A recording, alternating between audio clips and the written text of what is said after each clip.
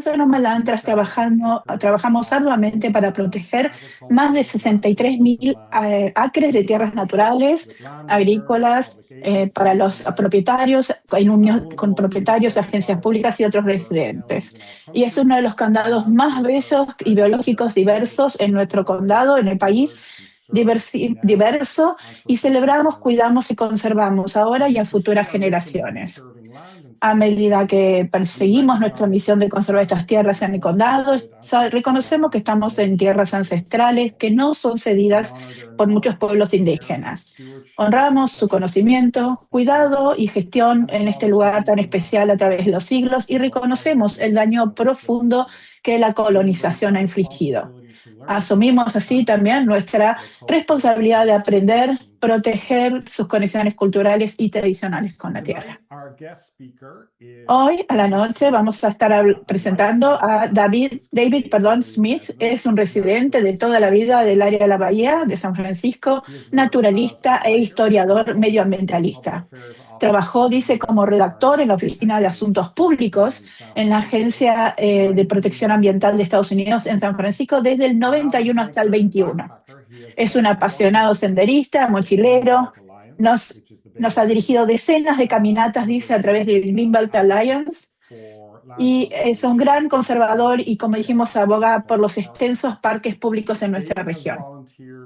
David ha sido voluntario en muchos proyectos de restauración de hábitats para los parques nacionales, como el Golden Gate y el de las plantas nativas de la Sociedad de California, en el Marin County, desde San Francisco y desde San Mateo County en el 91 hasta el día de hoy. Y también es el autor y de legisladores de ciudadanos, la revolución de la iniciativa de botánica. Tiene una maestría y una de bachillerato en estudios públicos de la EPA y ha vivido en San Francisco desde hace más de 50 años y ahora en Santa Rosa. Hoy nos va a hablar sobre su nuevo libro, el libro que tiene que ver con la historia ambiental del área de la Bahía de San Francisco. Este es el título del libro en inglés. Dicho esto, sin mucho más, dice, vamos a pasarle la palabra a David. Ahí lo dejamos el espacio a él. Hola a todos, bienvenidos, bienvenidas a esta presentación webinar del libro, como explica, de su historia medioambiental. Va a ser un breve paseo que vamos a hacerlos a través de la historia.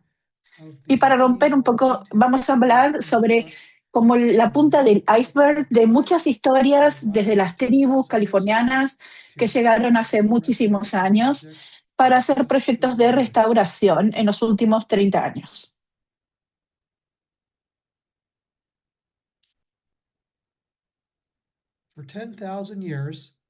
Por más de 10.000 años, hasta 1776, el hábitat humano en el área de la bahía se veía así. Esto es como una tienda de hule, y esto se dio en el Parque Olampi, que es un parque histórico novato, y están hace más de 8.000 años estas como chozas triviales, hechas de juncos. Muchos en el área de la bahía también tenían estas canoas hechas en tules, que en inglés que serían como también de paja, donde podían usarlas dentro de la bahía entrando hacia el océano. Y a veces, dice que una vez en los 1800, la canoa cruzó y con 4 personas que no llegaron, perdieron la vida, creo, y solo una volvió. El día de hoy, pocos de los vestigos que quedan de la vida trivial en el área de la bahía son morteros de piedra como estos en Skyline Ridge, en las montañas de Santa Cruz de Palo Alto. Los pueblos nativos utilizaban estas piedras a mano para moler en estos huecos o juncos como semillas y otras especies para generar tamales y semillas.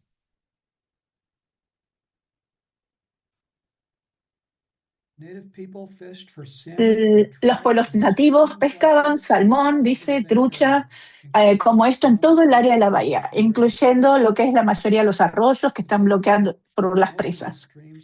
Mayoría de estos están, como dice, bloqueados por presas, pero río arriba dice, de las mismas presas aún hay muchas truchas arcoíris, que es la misma especie que vemos de la trucha o sí, salmón, trucha cabeza de acero que le dicen.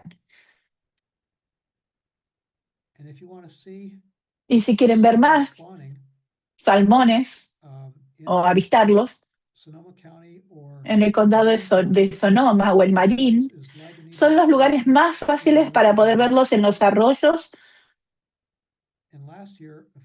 Y el año anterior, el año pasado, se pudieron ver unos en Arcoiris Creek, creo que le dice, que se pudo avistar por Fremont por primera vez en muchos años. Y esto es gracias a que se derribaron presas hidráulicas en los últimos años. Y esto ayudó a la reproducción del salmón o de las truchas. Desde 1776, que fue cuando llegaron 240 colones, soldados y sacerdotes al área de la bahía. En ese momento estaban ampliamente, dice, superados por más o menos 40.000 indígenas, se estimaba. Generaron y crearon 6 misiones españolas en el área de la bahía, cada una dirigida por 2 sacerdotes, 5 soldados, y expulsaron a todos o casi todos los nativos de sus aldeas, todo hasta Santa Rosa, hasta eso en el año 1830. Al principio llegaron voluntariamente, pero luego no pudieron porque no podían sobrevivir después de que el ganado español comiera sus alimentos básicos, como las bellotas y esas semillas de hierbas.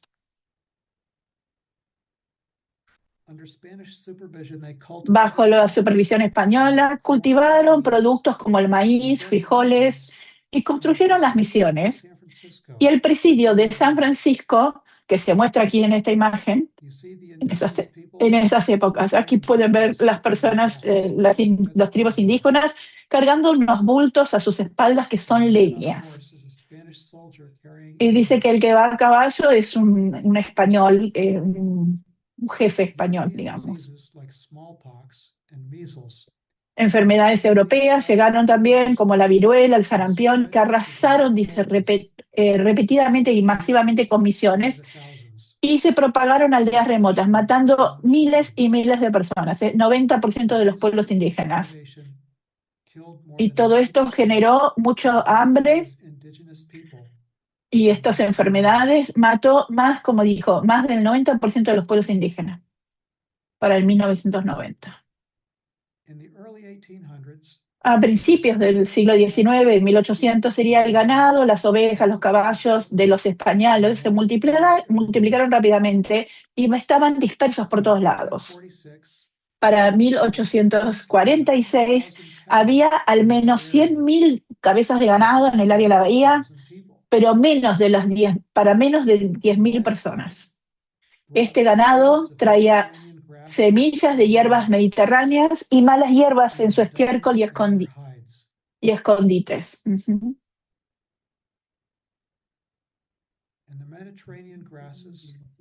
Estos pastizales, dice, que se ven en la parte de Molinas de Marin County, estas hierbas mediterráneas sustituyeron a las praderas nativas que eran color dorada en épocas secas, de sequía.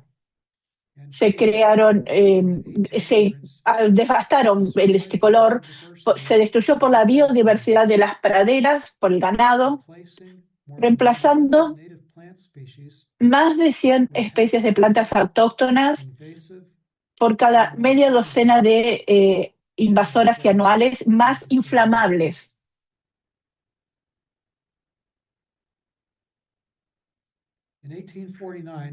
En 1849, la fiebre de oro convirtió a San Francisco en un pueblo de 350 habitantes en una ciudad de 25.000 habitantes. los 49 que le dicen, ¿no? Los 49ers. La ciudad se convirtió en un agujero negro para la fauna, las secuoyas, absorbiendo ciervos, alces y aves acuáticas, abatidos por los cazadores. Millones de huevos de aves marinas recogidas en la isla Farallon porque no habían gallinas y no tenían nada de gallinas ni pollos. Y la madera de los bosques de secuoya entraba a diario a la ciudad para construir la ciudad.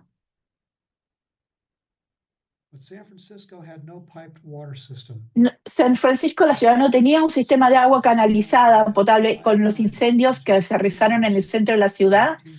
5 veces al menos hubo incendios en 3 años, entre 1850 y 1852. Desde el punto de vista del suministro de agua, San Francisco era un lugar terrible para una gran ciudad. El agua dulce era tan escasa, dice, que los vendedores traían agua en barco desde Sausalito y Hunters Point. Se vendía el agua en cubetas o baldes, en carretas tiradas por caballos que venían transportadas. Después de la fiebre del Gold Rush, muchos de los propietarios y muchos de sus ganados se reconstruyeron, están aquí, y tuvieron que empezar a construir con ladrillo, y vemos una fábrica de ladrillos. Dice que calentaban los extranjeros, trabajadores de Cowell, calentaban en hornos alimentados con secuoyas y con robles, y la pulverizaban para hacer un cemento. Y luego la enviaban a San Francisco desde ese muelle de Cowell en Santa Cruz para edificar.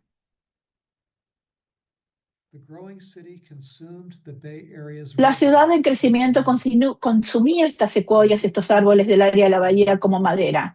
Solo en la década de 1850, los madereros talaron un bosque entero en las colinas de Oakland, Woodside y en el condado de Marin. Lo que se conoce como Muir Woods fue una excepción, afortunadamente.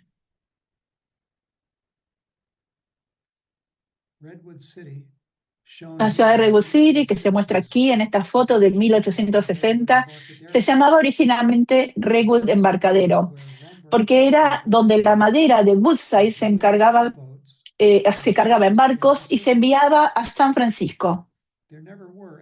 Nunca hubo secuoyas originalmente en Redwood City. Ese título que vemos así fue luego completado con eso. Esa cuenca de marea fue rellenada posteriormente y para generar esto a través del gobierno del condado de San Mateo. El apetito, el hambre de San Francisco por la madera, ¿no? La ambición era mayor que el de los bosques, que el que teníamos en los bosques secuoyas del área. Para construir San Francisco y otras ciudades como Napa, Stockton, Sacramento y Santa Rosa, entre esas, se talaron bosques de secuoyas en montañas de Santa Cruz, tanto como también lo largo del río Ruso, del Russian River, en las costas en los condados de la costa como Sonoma, Mendocino y Humboldt. En esta imagen pueden ver cómo llegaba la madera en los puertos y los barcos. Al mismo tiempo, se ganaban fortunas extrayendo mercurio, metal muy altamente tóxico líquido y también conocido como plata rápida. La mina New Almaden del sur de San José produjo más riqueza que cualquier otra mina de oro del estado. Las minas de todo el oeste necesitaban de ese mercurio para extraer oro, plata, del mineral triturado y del lodo de las minas hidráulicas. También dice que había decenas de minas de mercurio en las montañas Mayacamas, en los condados de Napa, Sonoma y Lake County. En el pie de las sierras habían minerías hidráulicas que traían yardas cúbicas de roca y barro a los ríos Sierra y también a San Francisco, a la bahía. a las granjas del Valle de Sacramento y al área de la bahía, con mercurio, y eso contaminaban los peces en el área de la bahía, sobre todo en la bahía. La fundición de metales dice que es otra parte de la industria minera. Dice que los trenes traían minerales como el oro, la plata y plomo, o fundiciones de carbón, como estas que están mostrando en la imagen, cerca del puente Cortines. Y los agricultores del condado de Solano demandaron a la fundición de Selby alegando que ese humo estaba matando al ganado y huertos. Así que en 1937 se construyó lo que es esta chimenea que estaban en ese momento la más alta del mundo para dispersar la contaminación. Aquí es donde está la bahía de San Pablo, que se incendió en mayo de 1922, cuando escoria caliente de esa fundición provocó un vertido de gasolina en las cercanas refinerías de Rodeo. Y dice que la gasolina quemó todo lo que estaba por encima del agua. Aquí es como se ve hoy por hoy ese mismo lugar que nos mostré recién. La fundición cerró en 1970 y no pudo cumplir con las nuevas normativas de contaminación ambiental del aire. La chimenea fue dinamitada en 1973 por ASARCO, la empresa American Smelting and Refinery sigue siendo responsable de evitar que los metales tóxicos del suelo no contaminen la bahía. Cubrieron el lugar entonces para prevenir eso con asfalto, para que la lluvia no penetre en el suelo y así no conllevar la contaminación tóxica a la bahía. Otra industria muy vinculada a la minería era la de los explosivos. Las fábricas de pólvoras explosivas en San Francisco, dice que en las décadas de 1850 y 60 eran propensos a muchos accidentes, matando a muchos trabajadores, rompiendo ventanas hasta medio kilómetro de distancia. Y se vieron obligados entonces a trasladarse a una zona donde sea despoblada, como la parte este, la costa este de la bahía. Acá vemos el emplazamiento de la fábrica de explosivos y fertilizantes de Hércules de 1997, tras su demolición, es esta imagen. Hoy en día es una zona residencial en la ciudad de Hércules. Se usaron muchos explosivos para la construcción ferroviaria, volar túneles, carreteras a través de las montañas. Aquí tenemos uno de los miles de trabajadores chinos que construyeron el ferrocarril transcontinental en 1868 en lo que es el Paso Donner. Durante los siguientes 20 años, los trabajadores asiáticos construyeron más ferrocarriles y diques en el área de la bahía y en la parte norte de la bahía y del delta. Dice que los ferrocarriles necesitaban madera para las vigas, para las vías, los puentes, y combustible para calderas, extraídos de los bosques de pino. Aquí vemos el extremo occidental del ferrocarril transcontinental en 1869, en un muelle, dice que se adentra hacia la bahía desde Oakland, donde el ferrocarril impulsó el crecimiento urbano.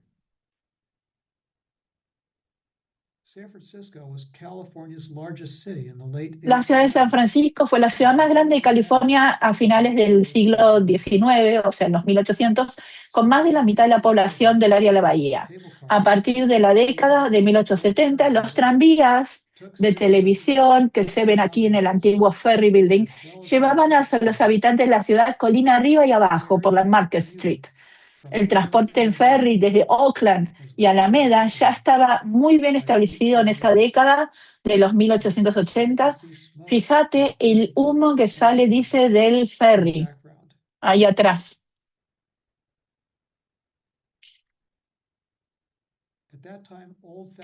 También en ese momento habían esos vagones express ferroviarios que eran esenciales.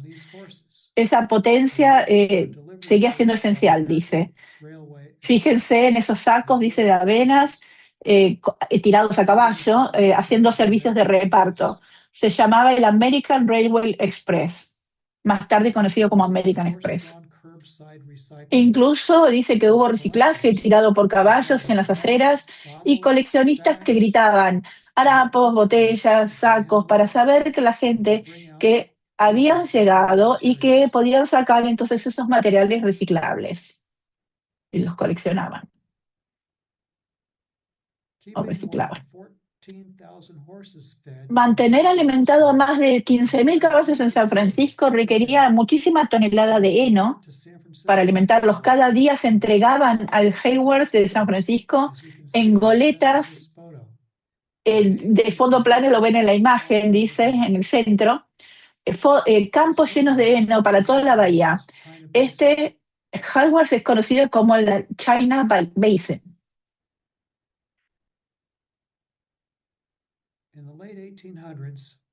También en los 1800 tuvimos la hierba invasora más dañina en California. Se llama cardo estelar amarillo. Es nativa del sur de Europa y de Turquía. Llegó a finales del siglo XIX y los agricultores del condado de Solano importaron sacos de semillas de grano y alfalfa sin querer desde Chile, que también tenían algunas de estas semillas de cardo amarillo invasivas. Hoy en día es la planta más común de California, que cubre cientos de millas cuadradas de pastizales, lo que lo hace dolorosamente incomestible para lo que es la fauna y el ganado.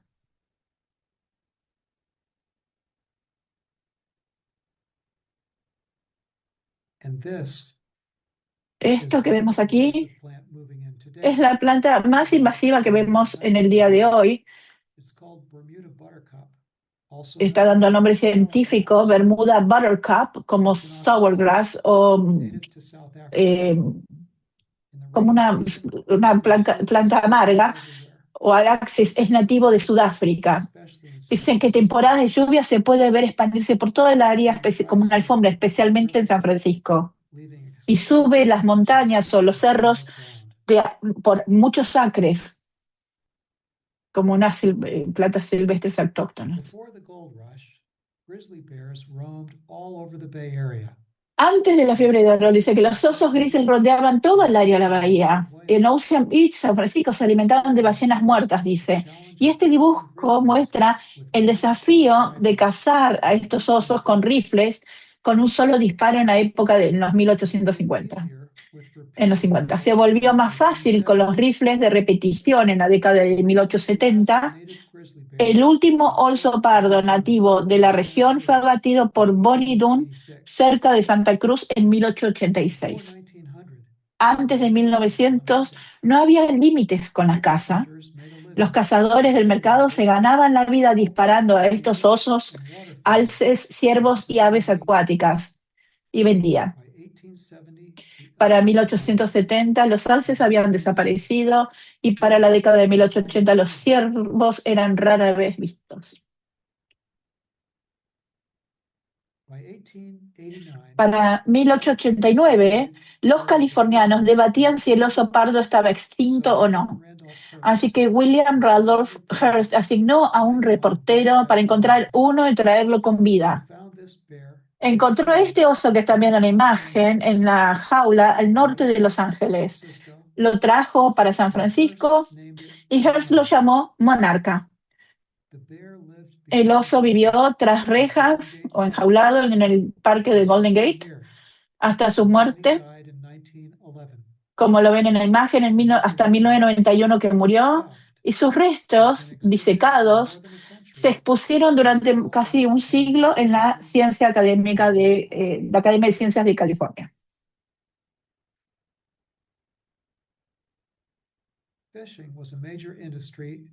La pesca era una industria importantísima a finales del siglo XIX y principios del XX. Aquí vemos lo que es el Fisherman's Wharf de San Francisco alrededor de 1890. La pesca estaba regulada por leyes estatales a partir de la década de 1850, pero la aplicación era insuficiente y hasta la década del 1890 los guardianes de la pesca solo tenían 2 veleros en toda la bahía y el delta. Pueden leer un poco más sobre sus dificultades en el libro de Jack London, que describió las luchas sobre los pescadores en su libro de las cuentas de patrullas de los peces, se llama así el libro. A finales del siglo XIX había más de media docena de pueblos pesqueros chinos o asiáticos alrededor de la bahía, como este que ven en la imagen al oeste de Richmond. Los pescadores asiáticos usaban redes especiales clavadas en el fondo de la bahía para capturar camarones de la bahía. Sacaban esas gambetas en la tierra y las enviaban mayormente a China. En 1940, las dos últimas aldeas chinas de camarones estaban en Hunter Point de San Francisco y lo que es China Camp cerca de San Rafael. Ahora son áreas preservadas por un parque estatal. A principios de los 50, las gambas de la bahía eran bastante escasas. El Departamento de Pesca y Caza descubrió que las más grandes estaban en el océano, así que si querían esos gambas o camarones sin que nadie las pesque, dice que Frank Quine fue el último que pescó el camarón en toda su vida en China Camp hasta que vendió todo el cebo a pescadores deportivos más o menos cerca de principios del 2000.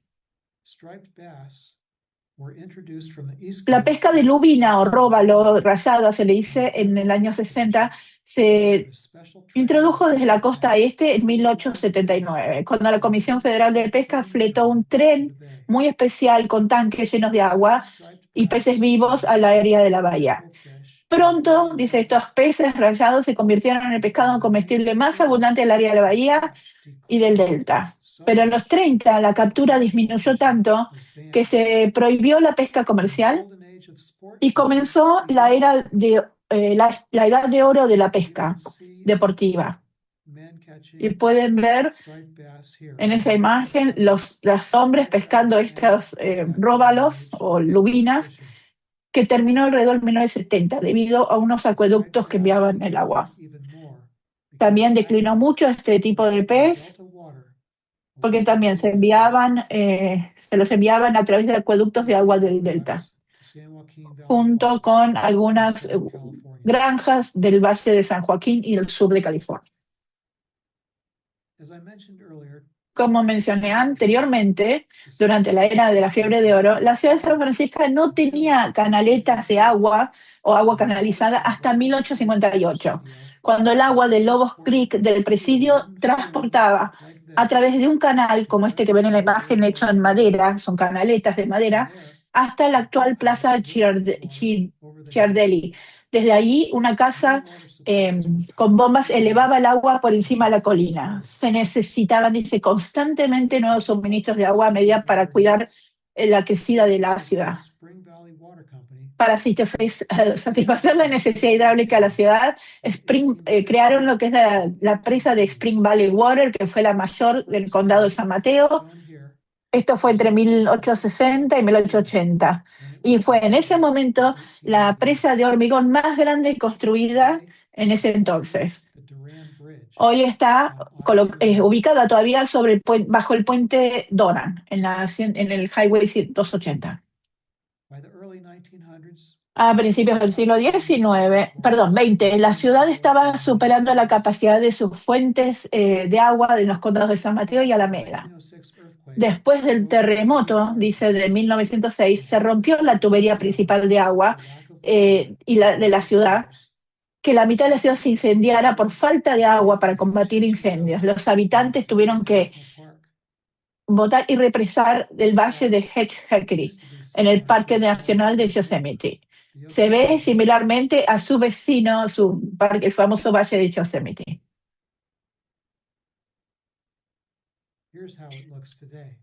Y así es como se ve el día de hoy. Dice que John Muir, fundador del Club Sierra, lideró una campaña nacional para salvar el valle de Hetchy, pero en 1913 el Congreso votó a favor de permitir que San Francisco construyera la presa.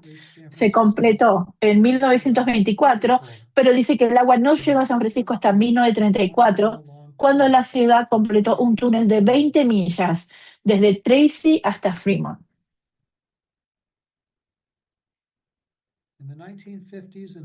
En la década del 50 y 1950 y 60, los gobiernos federales y estatales construyeron enormes acueductos para llevar agua dulce desde el delta Sacramento a San Joaquín, a granjas en el valle de San Joaquín y a ciudades del sur de California.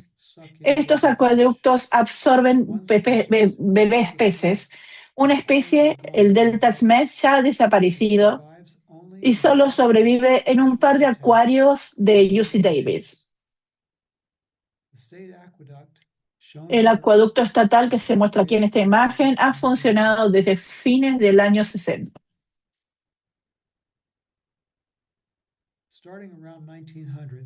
Cerca del 1900, el área de la bahía ha tenido un movimiento medioambientalista vanguardia. A la derecha vemos una de las primeras ecologistas, Josephine Clifford McCracken, cofundadora de la Liga Semper Virens, que ideó un eslogan probado: salvar a las secuoyas.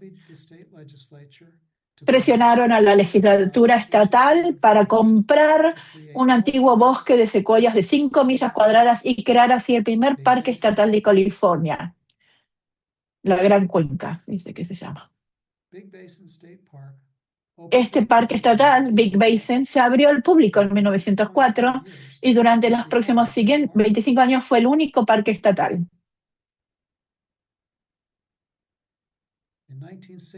Y en 1968, el Departamento de Parques Estatales añadió Berry Creek, con muchos más secuoyas, 3 cascadas, incluida esta que ven en la imagen, en el Parque Estatal Big Basin. Para verla, tienen que hacer una caminata de ida y vuelta de 10 millas desde Walden Creek Beach, o de esa playita, hasta las sedes del parque. Y eso es en el condado de Santa Cruz.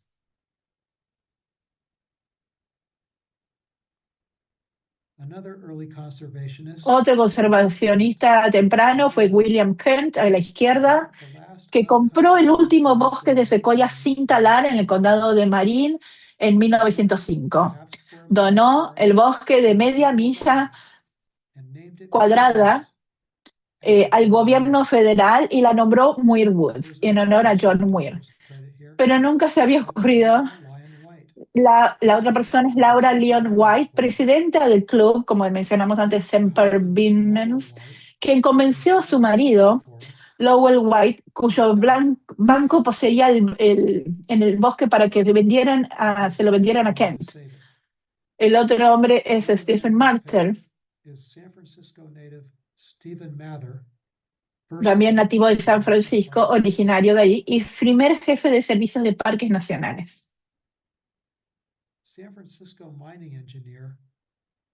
El ingeniero en minas y terrateniente, alcalde de San Francisco, Adolf Sutro, fue otro pionero medioambiental. Se horrorizó muchísimo al ver a los hombres con rifles disparando a lobos marinos solo por diversión en donde es Seal Rocks. Y convenció al presidente para declarar islotes rocosos como un área en la parte occidental de la ciudad como santuario de vida silvestre en 1887. Sutro dice que también contrató trabajadores para plantar miles de eucaliptos en 2 millas cuadradas de su terreno al sur del Golden Gate Park. Los árboles aún cubren el monte Sutro y la mitad del monte Davidson hasta San Francisco. Lo podemos ver el día de hoy. Sutro no fue el único que plantó los eucaliptus. Cuando la gente descubrió que se podían conseguir árboles de 50 pies a partir de pequeñas plantas, que solo tardaban 7 años en desarrollarse, los propietarios las plantaron por miles con la esperanza de hacerse ricos vendiendo madera luego. Pero la madera se deforma cuando se seca, así que los árboles se quedaron abandonados, pero siguieron creciendo. Y como siguieron creciendo, desprendían grandes cantidades de corteza y hojas inflamables. Y es por eso que en septiembre, dice, del año 1923, una chispa de un cable eléctrico provocó un incendio en la plantación abandonada de eucaliptos en las colinas de Berkeley, y el viento caliente, seco de Diablo sopló las cortezas de eucaliptos en llamas sobre tejados sobre techos de tejados de teja, perdón, de madera inflamable, a más de media milla de distancia. Todo el barrio, con más de 600 viviendas, se quemaron en solo 2 horas.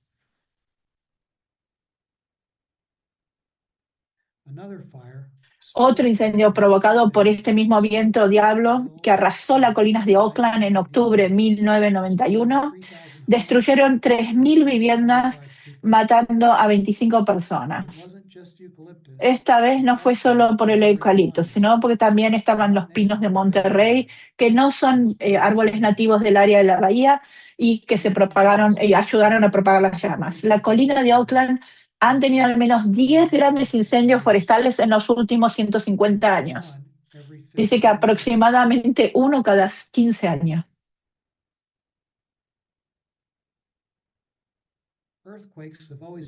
Los terremotos siempre han sido un hecho en California, pero no mataron a nadie cuando la gente vivía en pequeñas chozas hechas de juncos, como hablábamos antes. Aquí pueden ver una visión desenfrenada de un dibujante de un terremoto que azotó San Francisco en octubre de 1865, dañando edificios de ladrillo desde Petaluma hasta Santa Cruz. Mark Twain estaba en ese momento en el área de la bahía de San Francisco y escribió una versión muy humorística en su libro sobre el terremoto. El libro se llama Roughing It, como sufriéndola. Un terremoto aún más potente ocurrió 3 años después en la falla de Hayward. Sacudió San Francisco, dañando gravemente muchos edificios. El sismo de 1868 fue conocido como el Gran Terremoto de San Francisco hasta 1906, cuando uno mucho más fuerte se produjo en la falla de San Andrés, más cerca de la ciudad.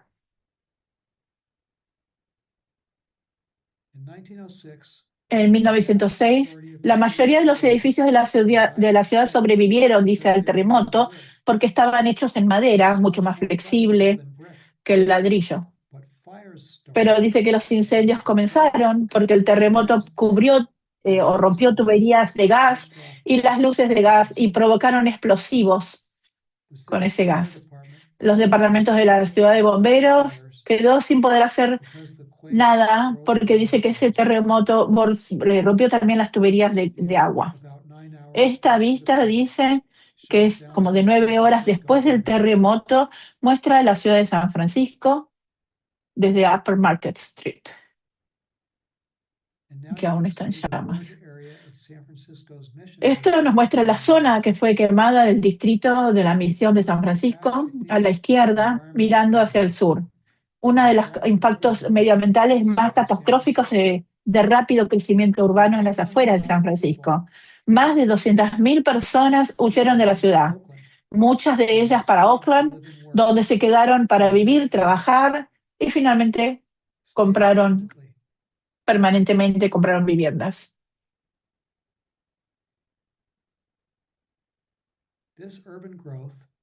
Este crecimiento urbano, así como la reconstrucción de San Francisco, dice, requirió de grandes cantidades de madera desde el bosque de secuoyas, desde Santa Cruz hasta la frontera de Oregon, hablaban.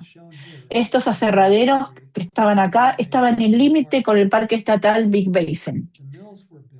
Los molinos se construyeron justo donde se cortaban los árboles porque era muy difícil de mover los troncos enormes. Y era más fácil mover los molinos, o sea, deshacer los molinos y moverlos una vez que todos los árboles cercanos estaban cortados. Luego, transportar esa madera cortada en carro hasta la estación de tren o muelle más cercano.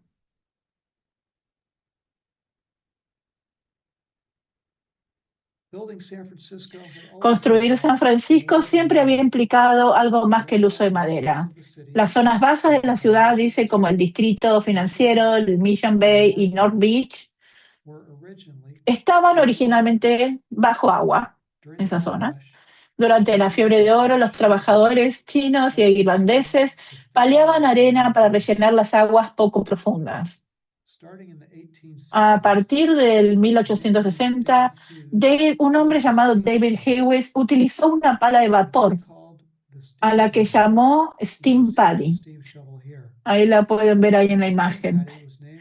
Y Steam Paddy fue nombrada por los irlandeses, que reemplazaban mucho el nombre de Patrick o Paddy, por eso usaban el Paddy como el diminutivo de Patrick.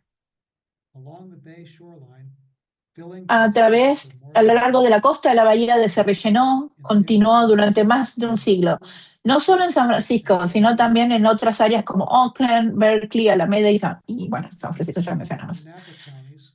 Estas ensenadas de mareas, conocidas como al sur de Sonoma y Napa, dice que fueron rellenadas y que se las convirtieron van a ver una parte de humedales de mareas. Esto se llama Isla Creek. Dice que todavía estaba en 1922 cuando se rellenó. Hasta 1930 duró ese relleno. Y eso es donde está el Pier 80, creo. Dice que a nadie le importaba que generaba mucha polución, mucha contaminación al agua. Dice que no tenían aguas residuales, que las aguas no tenían para limpiezas de agua residual, entonces el agua terminaba en la bahía contaminándola. Dice desde Folsom Street hasta la bahía eran contaminadas por aguas que iban con sedimentos de erosión a través de las calles sin pavimentar, dice. Las grandes estructuras son tolvas de carbón para descargar carbón desde los barcos, y ese carbón se quemaba en centrales eléctricas para generar electricidad, pero contaminaban aún más el aire. Veíamos vagones de basura que recogían la basura en San Francisco y tiraban después en Mission Bay, en lo que es la actual Sexta y Berry. Los basureros o carroñeros le elegían materiales reutilizables para poder reciclar antes de tirar el resto. Y había vagones cisternas que recogían la basura alimenticia o orgánica y la llevaban a granjas porcinas en las zonas rurales de lo que es el actual distrito de Excelsior.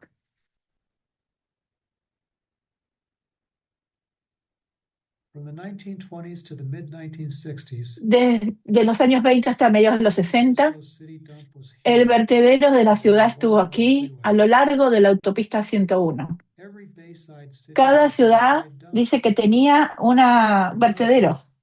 Irónicamente, la apertura de la autopista en 1957 ayudó al cierre de estos vertederos 8 años después, gracias a Kay Kerr, esposa del rector de la Universidad de Clark Kerr. A menudo conducía ella por la autopista, ida y vuelta al aeropuerto y recogiendo gente dignatarios, dice, que visitaban la universidad. Dice que se avergonzó cuando la primera vez que vieron la bahía de San Francisco y que era un enorme basurero, vertedero de basura. Ahí la vemos nuevamente a Kay Kerr en la extrema derecha.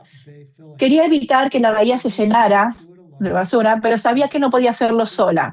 Así que le pidió a estas dos amigas, Esther Glick y Sylvia McLaughlin, y juntas iniciaron un movimiento para salvar la bahía. En 1965, con el apoyo de miles de residentes del área de la bahía, aprobaron una ley estatal que detuvo el relleno y el dique de la bahía durante 5 años. Luego aprobaron otra ley en 1969 para hacerlo permanente. Aquí vemos al gobernador, en ese momento era Ronald Reagan, de California, cuando lo firmó junto con 3 legisladores estatales que patrocinaron el proyecto de ley. Junto a las 2 mujeres que dijo, las 3 mujeres, ¿no? No todos los vertederos estaban junto a la bahía. Aquí vemos uno que es antiguo, en lo que es Muscle Rock, en la parte cerca del océano, en Daly City, y está en un acantilado. Dice que este acantilado es inestable, lleno de arsénica, junto a la falla de San Andrés. Probablemente el peor lugar para poner un vertedero. En los 60s y 70s, la basura de este lugar a veces acababa toda arrasada en la costa, en las 12 millas de distancia de lo que era el Fisherman Wharf, que tenía un parque acuático. Y cerró en el 79 finalmente.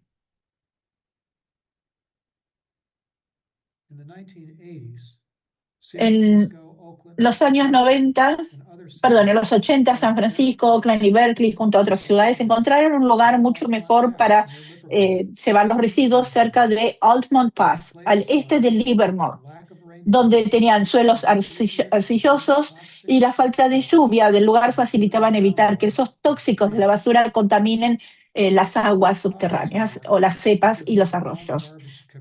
Pero eso costaba mucho más por el trayecto que tenían que hacer transportando la basura desde ciudades hasta Altamont.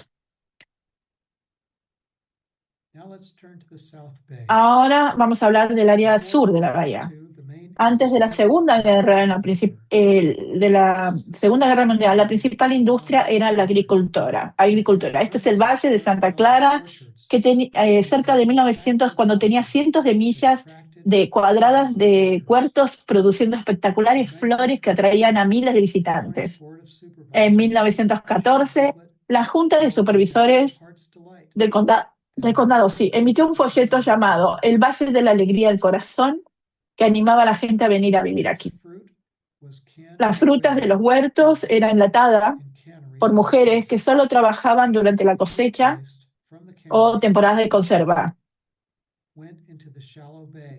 Eso era de julio a octubre. Los restos de las frutas, de las conservas, acababan en la bahía a muy poca profundidad, donde se descomponía, creaban una zona muerta al sur.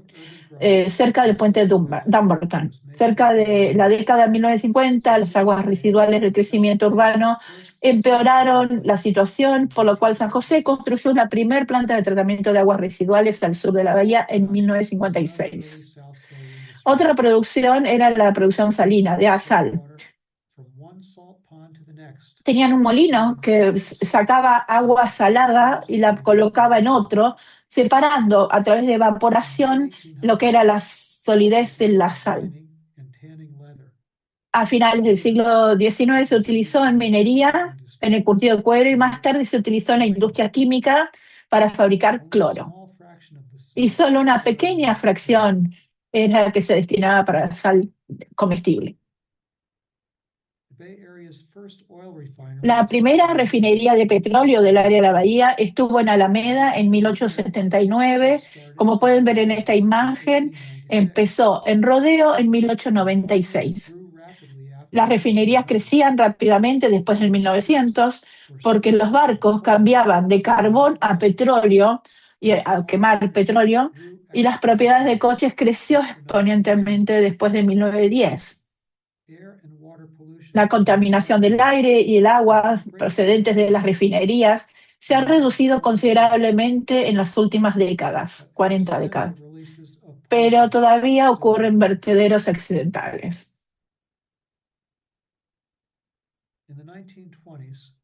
En la década de 1920, el reciente número de conductores tuvo que esperar, dice, largas filas para tomar el ferry que los llevaba a través de la bahía, de un punto al otro.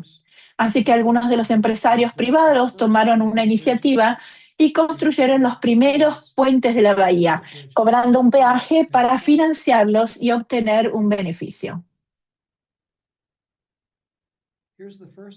Aquí vemos el primero de estos puentes en el estrecho de Carquines. Es la torre, dice, de la izquierda, que fue construida en 1927.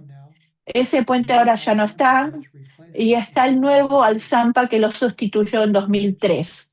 El segundo puente con la torre a la derecha, ese fue construido por Caltrans en 1958 para la autopista 80 y sigue aún en uso.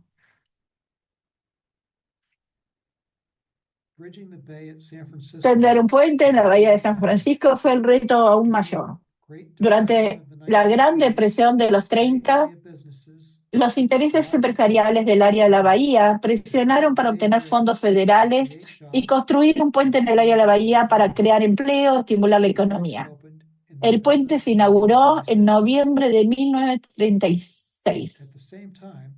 Y al mismo tiempo, en la ciudad de San Francisco se formó una nueva agencia del Golden Gate, del puente del Golden Gate del distrito, perdón, junto con Marín y otros condados de la costa norte, donde agricultores y ganadores querían buscar una forma más fácil y sencilla de transportar y llevar sus productos a la ciudad.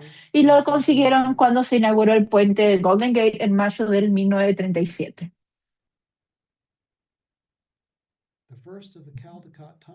El primero de los túneles es el Caldecott, que fue construido a mediados de la década del 1930 por una agencia conjunta con el condado de Alameda y Contra Costa. Sin embargo, durante los siguientes 40 años, los mayores impactos medioambientales de estos puentes y túneles resultaron ser la expansión urbana y la contaminación del aire por los camiones.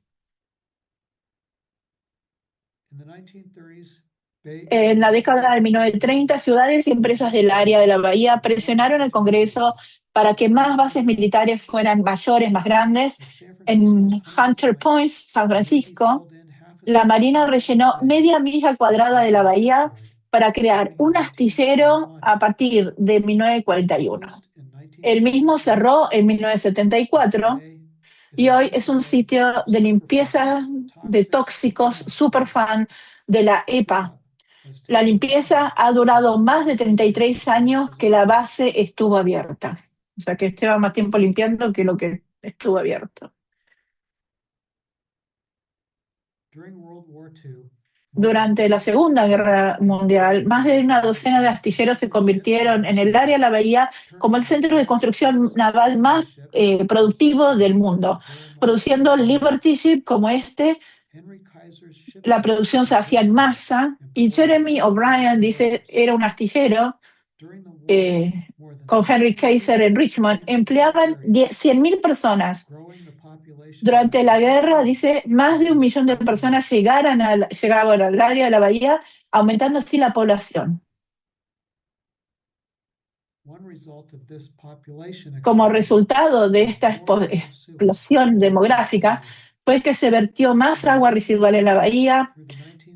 Desde los 30 hasta los 60, la mayoría de estas aguas vertidas en lo que es el canal Slide Creek, donde no tenían ningún tipo de tratamiento. Y a lo largo de toda la bahía se necesitó medio siglo para construir plantas de saneamiento residual o tratamiento residual para limpiar, lo que costó miles de millones de dólares en fondos locales y federales. Esta planta de tratamiento, dice, de aguas residuales de última generación, se inauguró en 1993 junto al Zoológico de San Francisco para tratar aguas residuales de la mitad de la ciudad occidental. Sin embargo, dicen, incluso después de fuertes tormentas o mucha lluvia intensa, las dos grandes plantas de tratamiento de la ciudad aún liberan parcialmente algunas mezclas que se entran a la corriente del océano o de la bahía con aguas residuales. En tierra, el impacto de la explosión demográfica de la bahía durante la guerra y la posguerra fue la conversión de tierras agrícolas como esta que están viendo ahora en la imagen en lugares sin vida como este, antes de que estuvieran cubiertos con edificios y asfaltos.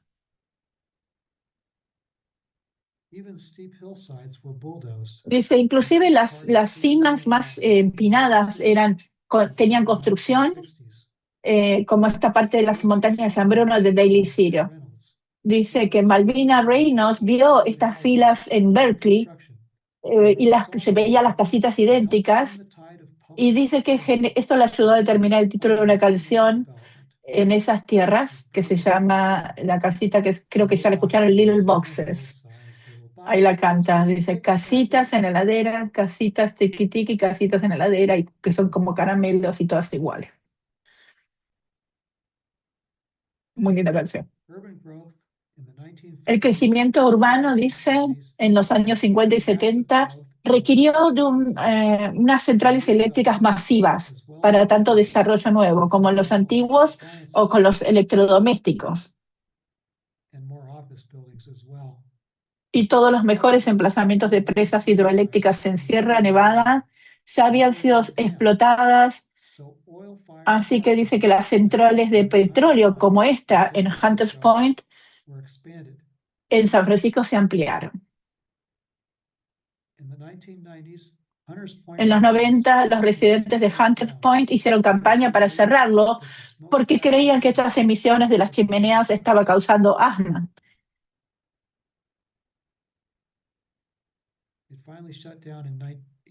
Y la cerraron en 2006.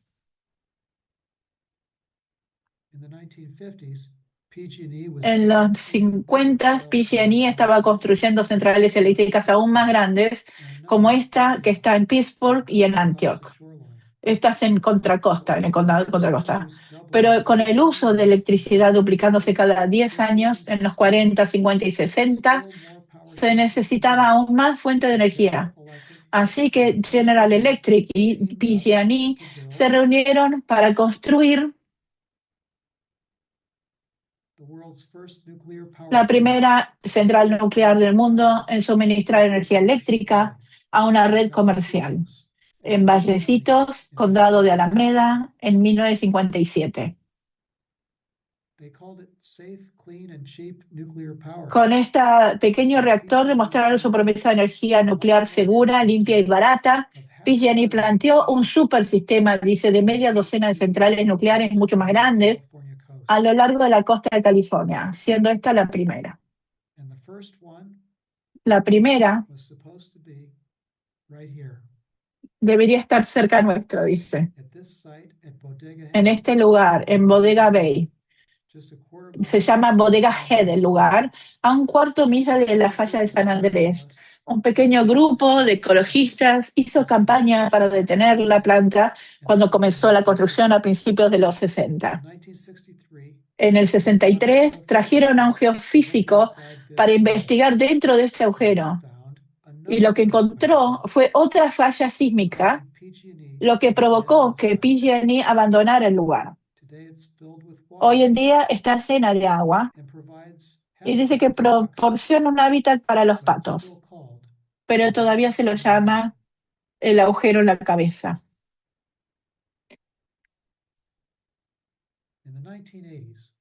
En los 80, tras la restricción de desarrollo de energía nuclear por parte de la legislatura estatal y del gobernador Jerry Brown, se construyeron cientos de generadores eólicos en Altamont Pass. Estaban limpios, pero mataron a cientos de aves, principalmente rapaces, que cazaban por roedores en las colinas cubiertas de hierba.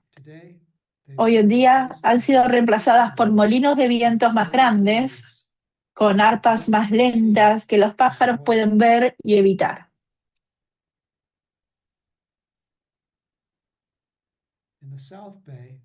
En el sur de la bahía, Sun Microsystems en Palo Alto formaba parte de una industria tecnológica de Silicon Valley que ha impulsado un crecimiento urbano desde los 50. Hoy en día, esta foto es la imagen de las oficinas de Meta, antes conocida como Facebook. Y en primer plano hay un estanque de producción de sal que una vez fue un pantano salino en algún momento. En los últimos 25 años, dice, gracias a la presión de ecologistas locales, muchos de estos estanques salados han sido restaurados, tanto en el sur como en el norte.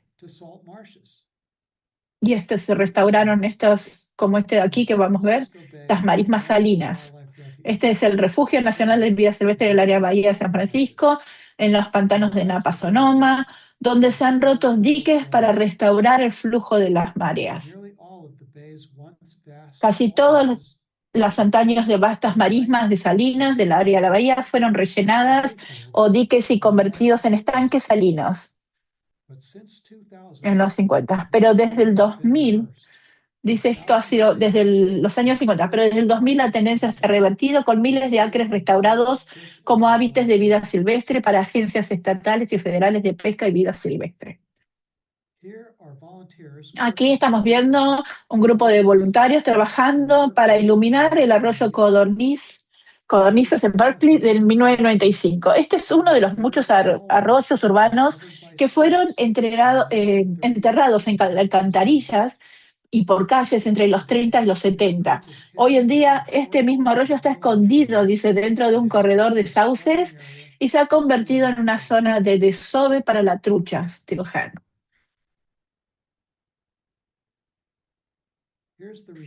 Aquí vemos una imagen del humedal de agua, agua dulce restaurada en Tennessee Hollow, en el presidio de San Francisco, junto con Crissy Field. Es uno de los mayores proyectos urbanos de restauración ecológica del área de la bahía.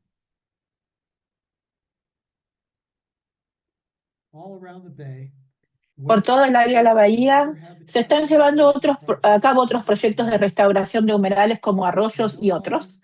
Ya no usamos nuestro entorno no solo como lugares para ser minados, talados, demolidos, cubiertos de basura y asfalto, sino como esto es la culminación, dice, del trabajo de ecologistas durante el último siglo para proteger y restaurar las áreas naturales de la región. Y dice, no que se están restaurando solamente hábitats,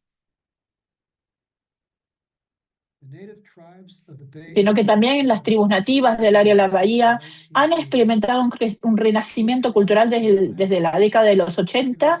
Hoy por hoy, 8 tribus cuentan ahora con organizaciones tribales activas, incluyendo el Consejo Indio Ohlone de Valle Pájaro, representado aquí en la montaña de San Bruno, esto es en 1999. Las Lisian de la bahía, del este de la bahía, los Miwekma Ohlone y Mutsun del área Bahía Sur. Y aquí en la bahía norte, en el norte de la bahía, perdón, Kashaya Pomo, Dry Creek Pomo, Micheway Guapo y los indios federados de Creighton Ranchería. Todo esto aquí en lo último en Sonoma, en el condado de Sonoma. El área de la bahía no solo es nuestro hogar, sino también alberga miles de especies autóctonas de plantas, peces y fauna. Más de un siglo de activismo medioambiental ha demostrado que todos los que viven aquí pueden marcar la diferencia. Nuestro reto es aprender de la historia ambiental del área de la bahía y cuidar de esta región, como nos instó el visionario líder medioambientalista David Brower, residente de toda la vida de Berkeley que falleció en el año 2000.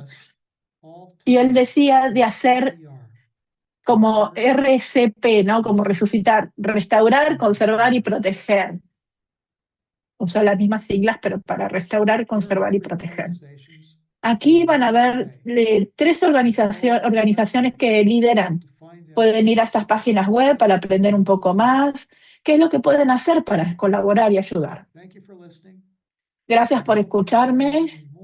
Espero que les guste seguir aprendiendo más sobre estos temas. Porque están, y dice, y los alienta a leer su libro, que es Del área de la bahía de San Francisco, una historia ambiental. Está disponible a través de la prensa de Back County o a través de mi correo electrónico que ahora nos va a dar acá al final y su teléfono por si tienen dudas.